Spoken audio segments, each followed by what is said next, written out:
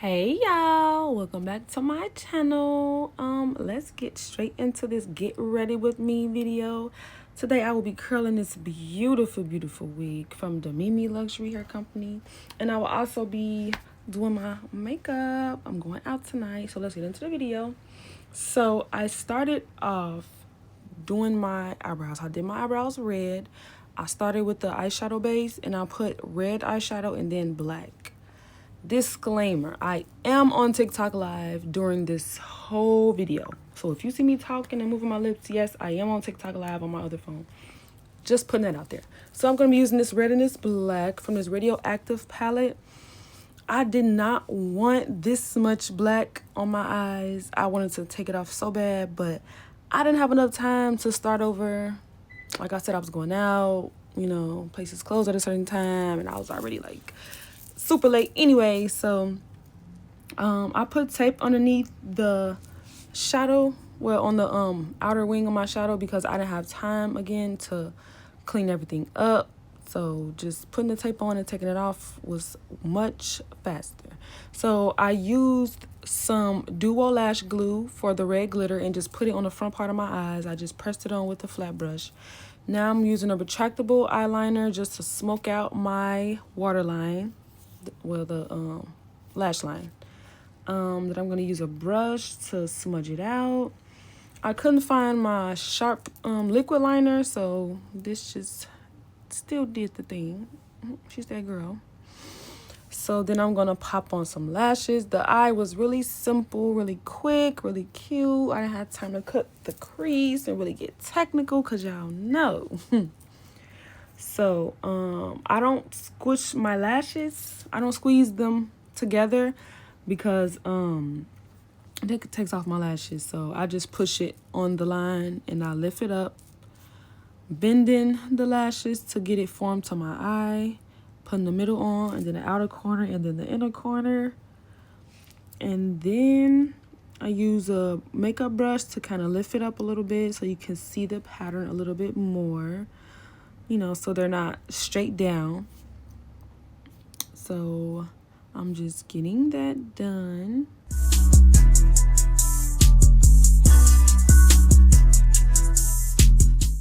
So in this video, I'm trying a new technique called underpainting. What that is basically that's when you put on your cream contour and your highlighter under your eyes and things like that before you do your foundation. Underpainting only allows you to wear one layer of cream products instead of two. On a regular day, I will put foundation on my face first and then put the highlighted contour on top of it, which is 2 layers. So underpainting is basically eliminating that extra layer, making the makeup look more natural.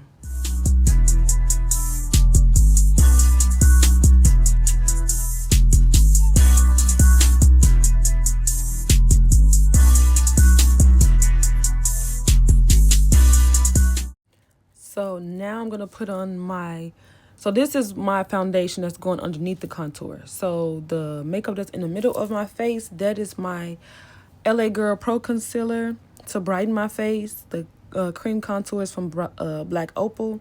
And then the foundation only goes on the bottom of my face. And I put it in between the highlight and contour because it kind of neutralizes it. So instead of me putting a foundation all over and putting all of these products on top, it's only one layer and it looks so nice. I think I might underpaint a little more often, and I'm spraying a little bit of setting spray to get everything to blend and move around more seamlessly. And yeah, I think underpainting is going to be my new thing now. It's so much lighter, like it's less layers of makeup. And it's really easy, honestly. Baby, my face was blended, honey, like butter, baby. Yes, let's get into it.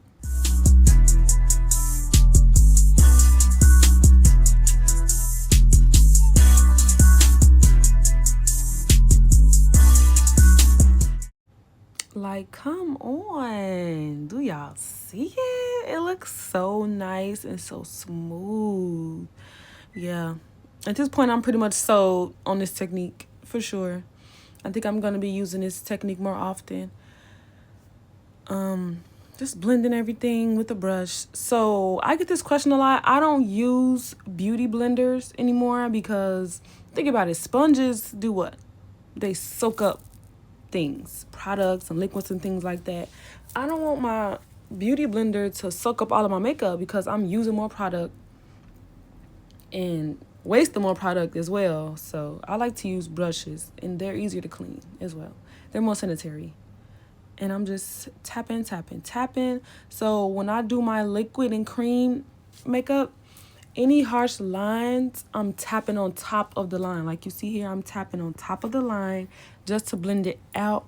I don't usually swipe my face makeup on because it can be streaky, you know, and it won't be a even. Oh yes, yeah, get into it. It won't be an easy, even application. So I'm just blending everything in. The harsh line on my cheek and on my nose, I'm going to blend on top of the line just to kind of keep them close together and just to fade those lines out because you don't want harsh lines in your makeup, especially on the cream part because the powder sets it into place. You don't want to set those lines into your makeup.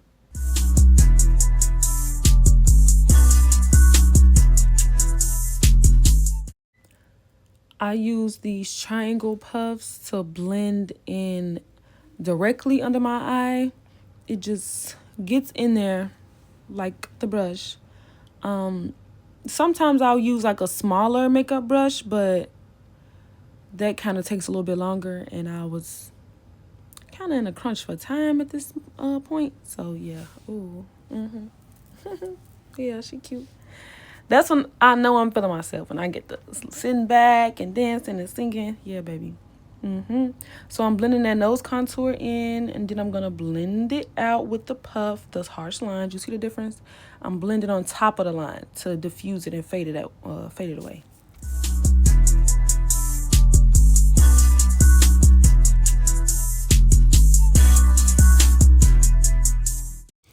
So this is one of the most important parts when doing your makeup. You always want to press your setting powder in first. Press it in first. If you have to bake, that's fine, but you need to always, I cannot stress this enough, always press your powder in first before you bake and sit it on top of your makeup. This will make such a huge difference in making it look so natural. And me personally, I get really oily around in my T-zone. So I bake and I use a lot of powder. But at the end of the day, when I finish my makeup, you can't tell that I used a lot of powder. But if I would have went straight in and just baked initially without pressing it in first, you could tell for sure. And we don't want that, baby. We gotta look natural. I'm using banana powder for this as well. Now this is when I'm baking. So I'm going to carve that nose out, making sure it's really snatched, making sure I'm keeping that line sharp underneath my eyeshadow, tapping it all on. Like I said, I'm oily in my T-zone, so the powder acts as oil control. So at the end of the day, it's going to look just a tad bit shiny, but not as shiny as it would be if I did not do this step. And I set all around my mouth. Make sure you set those smile lines too, bookies. Set those lines, honey. So at this point, I dusted away all of my powder with a finishing powder that was the same color as my concealer underneath my eyes. And then I put my bronzer on, and this is blush. So when I use blush, I don't necessarily use a quote-unquote blush all the time. Sometimes I use the eyeshadow that I use on my eyes. As long as it's matching with my makeup. I could have used the pink one, but I decided to use a red eyeshadow, the one that I put on my face. The one I put on my eyes. So I just put that on the apples of my cheeks, and then I brought it up the side of my face just to give it a little snatch look, and I put it on my nose a little bit. Then I'm gonna put some mascara. I did black liner in my waterline. I never skip that step, no matter what color liner it is, because the lower lash line makeup is so underrated. The waterline liner, the mascara, and then the eyeshadow right on the bottom just ties the whole look together. Now for this lip combo, honey. I love a good lip combo. This lip combo is so tea. This is Chestnut from MAC. And then I'm going to use the Viva Planet lipstick. It's a light pinkish nude lipstick. I'm going to put that on as well with a couple of glosses. I use a Ruby Kisses gloss for the color. And I use a clear beauty supply store gloss for the shine. It's a lot. You know, it's a lot. The liner, the lipstick, and the two glosses. But they all serve a significant role in my lip combos. And you're going to see in a minute. So whenever I do the liner, I make sure I fill in the corners. Please make sure you fill in the corners. Your lip liners will be so much better with the corners filled in. It's a scientific fact. So we're going to disregard this gloss because she didn't really serve a purpose. She was empty anyway. So, yeah, that didn't work out. So this is the Viva Planet. Oh, look at her. Real cute. Yeah. And to my dark-skinned chocolate melaninated girlies, please do not be scared to wear light lipstick. Light pink, light nudes, light orange, light reds or anything. Don't be scared to wear it, honey. We can wear light lipsticks too. My thing is, I like a contrast lip. So as long as my liner is darker than the the lipstick, baby, I'm fine. Okay. So I'm going to go back over with the liner. Sometimes you have to go back and forth to make sure everything is well blended. And I'm always tapping my lips together. I never like rub them together because that moves everything around. But tapping it gives you a more even blend. And that Ruby Kisses gloss was just used for the pigment. The next clear gloss I'm going to use is going to be for the shine. Now I'm going to use a little clear MAC brow gel just to hold those brows in place. Brush them up and out to get the fuller look.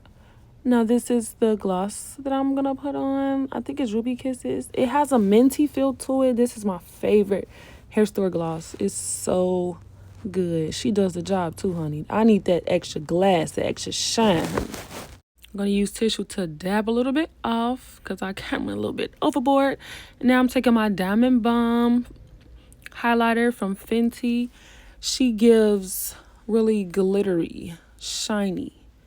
I like to put her on my décolleté as well. My chest and collarbone and shoulders and down the middle because the dress I'm wearing is gonna be cut out in the front. So I wanna, have that extra little glow on a low light. You know what I'm saying? You will see at the end of this video.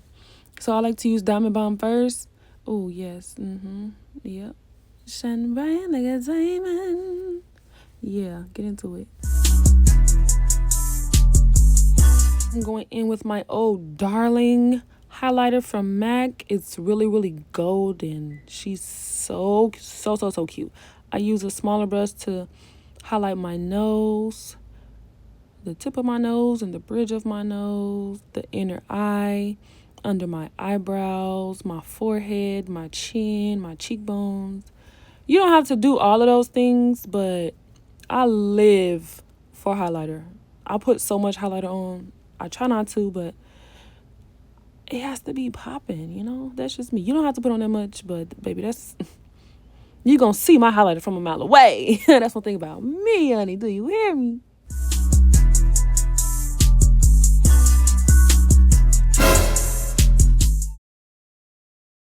So yeah, I put a little too much, but that's okay. I'm just taking an empty fluffy brush and just going on in, getting that taken care of.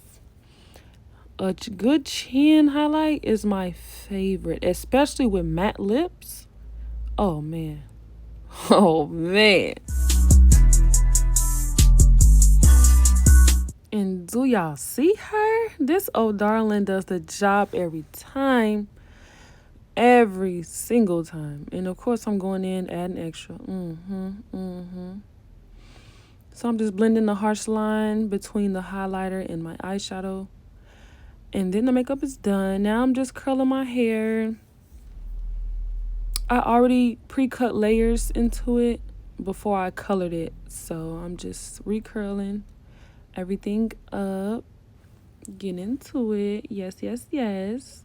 I didn't use pin curls on all of them because I was in a rush. So I mainly pinned up the bang part and then the left part behind my ear. So yeah, basically only the front part got pinned up.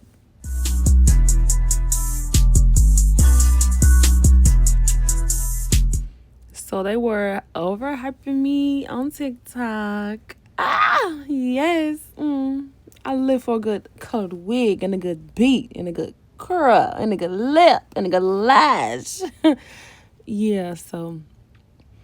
And I really love how I colored this hair. I love how I did the whole wig white. And then I put red highlights in it. I didn't put pink, but the red bled onto the white a little bit, which made pink. Like little highlights in there, which I knew it was going to happen. That's the look I was going for. That's why I didn't add pink, because I knew it was going to turn a little pink some places anyway. But it still turned out really, really good. Look at this. It looks like a strawberry swirl. Strawberry shortcake, honey. Yes.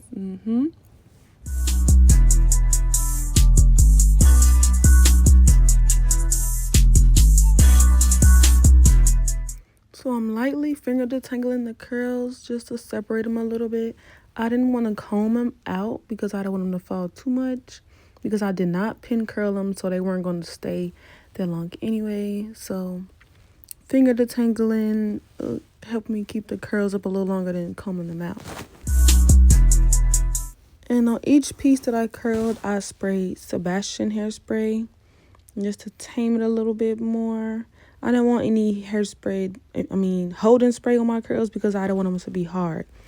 I only use holding spray on the roots to hold them, and I use hairspray on the actual hair just so I can get movable, bouncy curls with a slight hold to it. Look at that color. Oh my goodness. I love highlights. I'm not really a fan of all over color anymore because I like a little dimension. Ooh. Yeah. So I'm almost done curling. After this, you're going to see the final result. Ow. Yes, I'm officially full of myself.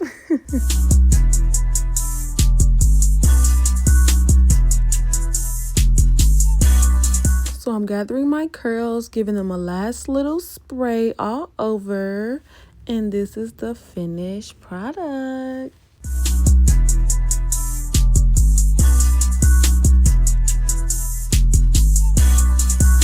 I actually love the loose wave look, but I'm going to recurl just the top part and the bang again, just to have the top a little more voluminous. Yeah. Check. Get into it. Y'all cannot take myself. And I'm so upset. I didn't have enough time to get my nails done. That would have been the cherry on top, literally. But it's okay. I know for next time to just get that done beforehand instead of just waiting. So now I'm just gonna finger comb the curls out, play with it a little bit more, spray, comb, just figuring out how I'm gonna wear it. So this is the final look, you guys. Thank you so much for watching. Bye.